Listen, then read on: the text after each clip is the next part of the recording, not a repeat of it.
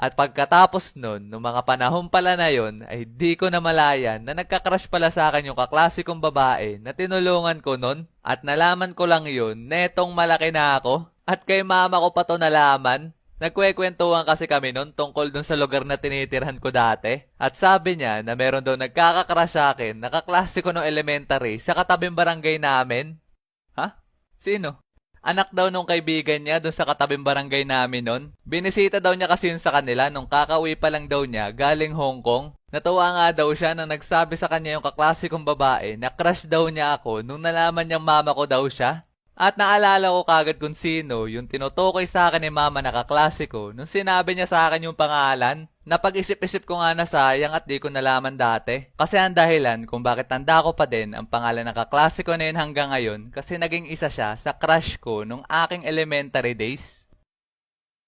Fast forward naman tayo mga repa noong mga panahong high school na ako. At sa tingin ko alam nyo na yung nangyari sa crush experience ko noong mga panahon na to. Kasi naikwento ko na sa inyo yung dati sa ating first girlfriend experience animation. Kaya kung hindi mo pa napapanood yun, ay panoorin mo na lang pagkatapos ng video natin na to. Pero doon sa nalipatan kong school mga repa, nung high school ako, ay wala naman ako masyadong memorable na crush experience. May nakakagusto din naman sa akin doon kahit papano, pero wala namang ganun ka-memorable para ikwento ko sa inyo. Pero meron akong iisang memorable na crush experience sa school na yon. Kaso wala akong lakas ng loob para ikwento ko to sa inyo. At baka mapanood niya din to. Kaya para sa crush ko, noong mga panahon na yon, kung napapanood mo to, gusto ko lamang sana mag-sorry kasi hindi ko talaga sinasadya yon. Sunod naman na ikikwento ko sa inyo mga repa ay yung mga panahon na senior high school na ako. Dito talaga ang madami akong memories. At sa tingin ko, ito din ang aking pinakang Whistler era.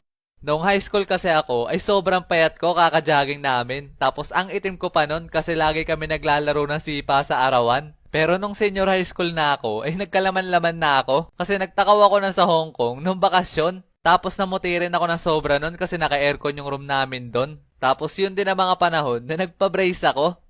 One time nga nakatambay ako mag-isa sa kantin. First day of school yun kaya wala pa akong tropa noong mga oras na yun. Ako'y mapayapa nakaupo lang nun sa ledgi habang nainom ng coke. Tapos maya-maya ay meron akong naririnig na mga babae na nagbubulungan sa gilid ko. Alam nyo ba mga